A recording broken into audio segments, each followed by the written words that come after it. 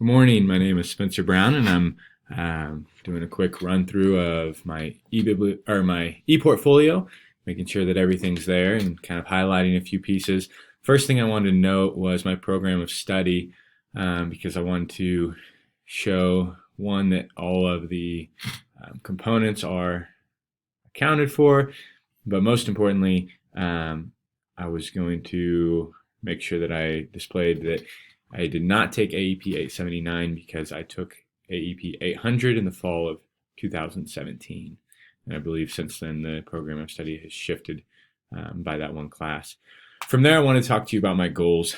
And so I came into Fort Hays State for a variety of reasons, but the biggest part was the flexibility. And if you watch my presentation on my goals, you're going to see that I talk a lot about how the flexibility was really important to me going in, and then how it proved to be true when I was in the program, and how oftentimes with different professors, they were very flexible with me as different things might have come up, or I needed, maybe I was going to be gone for a few days and I needed to get an assignment in a day late. They were always very flexible with me and very gracious. From there, I want to talk a little about my leadership philosophy. And so my philosophy is really, I centered it around four things: data-driven, lead learner, interdependency, and invested. And I really wanted to touch on these. Data is really important to me. I think it's extremely important that not only are you making decisions based on data, but that you understand the level of decision that can be made on data, so that you're not overreaching what the data is telling you. Oftentimes, data is just descriptive in nature, and so to make massive assumptions on that data can be very can be very costly. And so we want to make sure that we understand what the data is capable of telling us before we make certain decisions. But then also that we're following that data and making sure that we're growing in the ways that we want to see growth happen.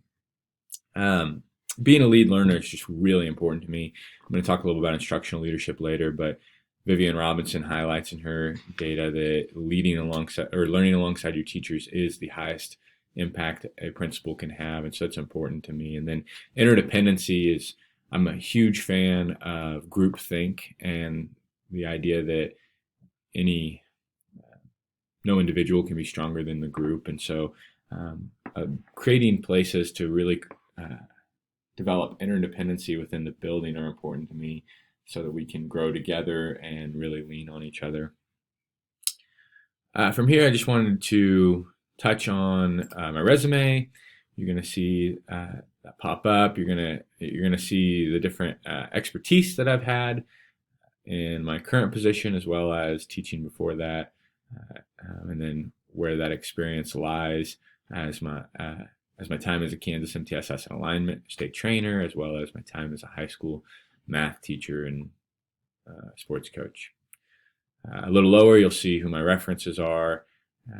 I actually recently filled out an application for a position, and so I would use these references. And so, yeah, there they are. And my education is listed as well. So as I take you into the rest of my ePortfolio, I really wanted to be clear that it does, like I said, focus on instructional leadership. I very much value instructional leadership. I think that it's a huge leverage point for schools. It's a way to really create an emphasis on our moral imperative of student learning. And so as an administrator, I would hope that I exemplify myself and carry myself in a way that shows myself to be a lead learner, and a learner that wants to lead learning alongside my teachers, and also be willing to grow and see the places that I need growth. And I think that that also is obviously really important, that humility aspect of a leader. And so you're going to see a lot of what I put down centers around that idea of instructional leadership. And so as I take you into my annotated bibliography, the couple of sections I really wanted to highlight are 6 and 11. Those were really important to me. 6, the idea of what is the school leader's responsibility as an instructional leader. And then I wanted to show you kind of some articles I saw about building professional capacity. And so we're going to go down here to section 6, and how I organized it. I organized them by the 11 questions and then alphabetical, as you typically would in a sources cited or and so here's the section on your responsibility as an instructional leader. And so I pulled from some Rick DeFore, some Vivian Robinson, which I discussed a little bit earlier, and then Schatzer was a new one for me. But all of them were really looking at, okay, what are the discernible differences between this idea of what we call transformational leadership and instructional leadership, and how are we ensuring that all we are doing, or at least the emphasis of our day, is instruction and student learning. And so I went through and just tried to highlight the differences between the two, and these articles really highlight the power and importance of that instructional leader and the principal role. The last section I was going to look at was building capacity, and I think that this one's really important because it's important how you frame the question.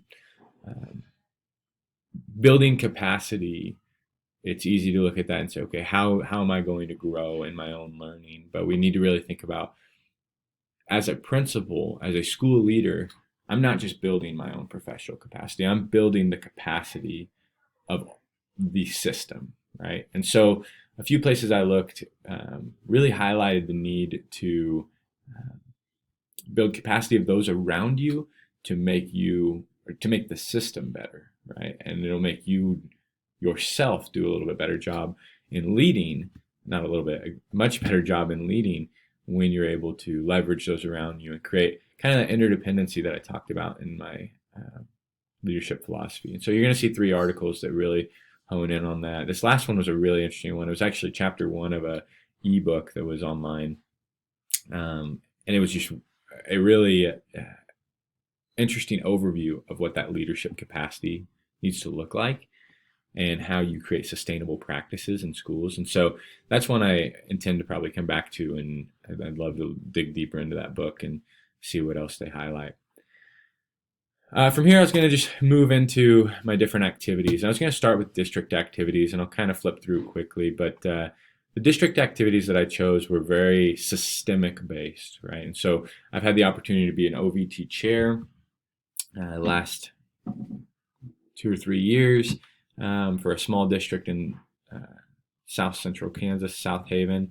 And so I've put the agendas in there and explained why I put them in the different categories based on this district's goals. And we've spent a lot of time focusing on this idea of how are we actually improving instruction through collaborative teams, as well as how are we engaging families in a meaningful way. And so those are the 2 places that I really tried to pinpoint in my standards, as well as here in kind of this district level stuff. Outside of that, I highlighted some activities that I've done many times with schools in the past, dealing with developing norms. You'll see the way I've organized most of my stuff, because most of it are presentations I have given. I organized most of them with an agenda and a link to the slideshow so that you can dive deeper into what it was I was doing. But you'll see team norms. You're going to see an activity I used to develop mission and vision. And then this last one is an interesting one. You're going to see this come up in several different facets, but the idea of creating a standards-based intervention protocol, I was fortunate enough to engage in that with the district, very large district this last year. And so we've spent a lot of time working on that, and several different trainings for different parts of the protocol. So as we move into elementary was my lesser of the 2 areas, because I would plan on going into secondary administration if that day comes. But you're going to see that a lot of my elementary pieces, then I tried to focus on, I focused on a variety of things, but one of the main ones I focused on really was coherence. And so here's another example of writing items for that standards-based protocol and formative assessments. We really thought about how are you creating coherence within your own grade, within the learning trajectory, and all the way up to, okay, how are standards related to each other to create a group of kids ready for algebra. And then we looked at some data to say how, or is what we're doing improving learning. I would say standard 4 learning instruction was probably my strongest standard because it's so heavily focused on what I do every day. Here's another one that really focused on coherence. I presented on this. And when we look at Math Core, I focus in on how are you ensuring that that you're teaching your curriculum in a coherent way. I was fortunate enough to sit in on some school mental health initiative trainings this last year, which was phenomenal, just to see how they leverage community interaction there to really surround the student with best practices. And then this one was a unique one. I had a large district ask me and some colleagues to come in and do teacher walkthroughs, and that was phenomenal, where we actually recorded how many opportunities to respond we saw per minute, or opportunities for engagement. So administrators said, here's what's really important to us, and we went out and tried to collect that data, and that was a phenomenal experience. At the secondary level, there was I kind of focused, again, systems as well as kind of the end of the road of looking at data. And so this first one was an interesting one. What we do at the end of every training is we look at the year and we say, okay, what is our data saying we're great in? What is our data saying we're struggling in? And how do we prioritize where we want to start? This one was a really fascinating one. I had a school call me really wanting to dig into state assessment data. So I created a spreadsheet that was able to compare their building to any other building in the state in raw numbers, but then also in growth. And so anywhere you saw green, that was good. And so for this particular building, these first 3 years, things looked okay. We were better than the state in levels 1 and 2, level 1, and level 3 and 4 cumulative. But if you look down here, we see that our growth measure was actually dropping all along. And so that's why now today we see ourselves below the state average. And so that was an activity that I was able to facilitate, and it was really meaningful. And I actually put it under ethical practice because immediately, rather than make excuses, they said, okay, this is what we need to do. These are the kids we have. We need to move forward. How are we going to use this data to inform literally tomorrow? And they went to their schedule and tried to figure out how they could better support the students that they had. Community care survey is another piece that is really, I've been fortunate enough to be involved in. We have some fantastic team members on the mental health side. And so looking at community care and say, what can we do on our day-to-day to make our school system better on some of these data points? The rest of this, you're really going to see just kind of a variety of different activities really focused in on systems and that secondary level. This one was one I got to sit in on continuous learning planning with a district, which was phenomenal. And that was a really fortunate experience to get to be a part of that, not being in a building, but knowing that that would be something that would really increase my professional learning. The superintendent was gracious enough to let me join in on those plannings. Working on tier 2 and 3 interventions alongside master schedules is another piece that I've done several times in the last few years. Evaluating needs and capacity, facilitating some special education question and answer to ensure equity, looking at what are the needs at the secondary level versus our capacity with one district, figuring out how to truly engage all of our students in a relational way at the secondary level is a really interesting topic, and I've been fortunate enough to be a part of that on this slide. And so that's really the different activities that I've been fortunate enough to be a part of or facilitate over the last few years, last couple years. I think is kind of what I stuck to for these activities, and so it's just been a great learning experience. For administrative verification, since I don't actually work in a building, I reached out to a school that I work closely with, and they were willing to say, yes, you've done these activities with us. We can vouch for them. They're in line, and so you're going to find them there. Outside of that, I thank you for taking the time to review my ePortfolio, and it's been a great experience getting through Fort Hays State University, and I look forward to the meeting to hopefully make sure everything looks the way it should. So thanks.